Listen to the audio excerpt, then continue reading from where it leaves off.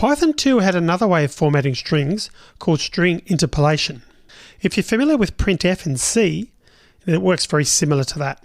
It's useful to understand how it works, but it's not recommended that you use it for any Python 3 programs. That's because it's been deprecated and will be removed from the language at some point. With that said, I'm covering it here for two reasons. Firstly, you may end up working on a project that's still using Python 2.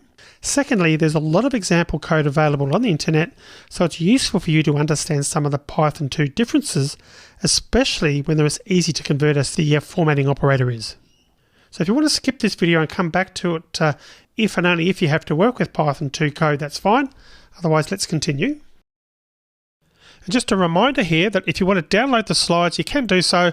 All the details are right here in this bonus video, right down at the bottom of this course, the very last video, in fact, in the course. So just watch that video.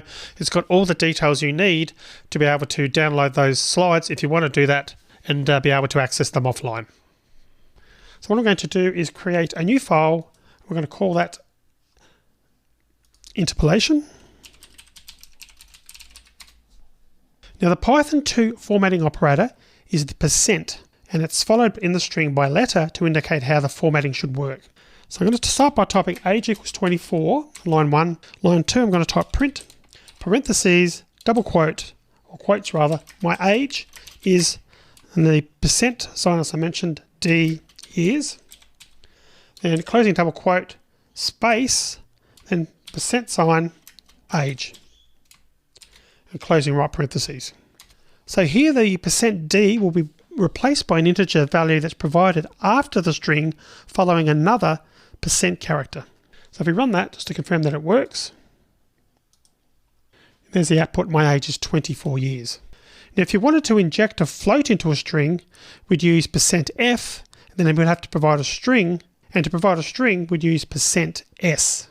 Now let's have a look at both of those, some code. I'm going to start on line 4 by typing major equals years. Line 5, minor equals months. I'm going to continue typing on line 6, print, double quotes, my age is %d space %s, comma, %d space %s. And then our double quote, and then outside of that I'm going to put in parentheses age, comma, major, comma, 6, comma, minor, and the two closing right parentheses. And we'll continue on with an example using pi again on line 7, print, parentheses, double quotes, pi is approximately %f, double quote, and the % sign again, parentheses, 22 divided by 7. And two right parentheses. And I forgot to put the % sign, of course, we need to do that on line 6. Okay. So starting on line 6, the first %d is replaced by the first variable age. Then the first %s is replaced by the string variable major. The second %d is replaced by the value 6. And the final %s is replaced by the string variable minor. Replacement is strictly one value at a time from left to right, with none of the flexibility offered by Python 3's replacement fields. So moving on to line 7, we've used %f to represent the floating point result. So if we run this now, and you see we get the relevant results. Alright, so now that we've run that, you can also specify the precision of the number. What I'm going to do is duplicate line 7, then we'll add the precision as well. And the way we do that, instead of just putting %f there, we change the %, we type 60.50 to specify the precision, and then we run that. And you can see we get the basically a similar result to when we were using a replacement field.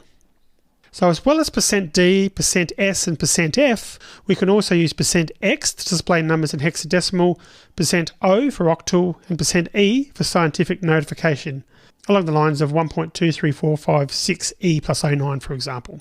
Now there are more modifiers and conversion types, and these are presented in tables in the Python docs. So I'll just quickly load that up and show you that link.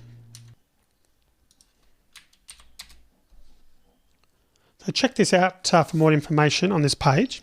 Once again, though, I've mentioned these so that you'll understand them when reading code from the internet, and if you end up using Python 2. You shouldn't be using these in Python 3 code. All right, so let's move on to the next video, which is a quick summary of what we've been through in this section. See you in the next video.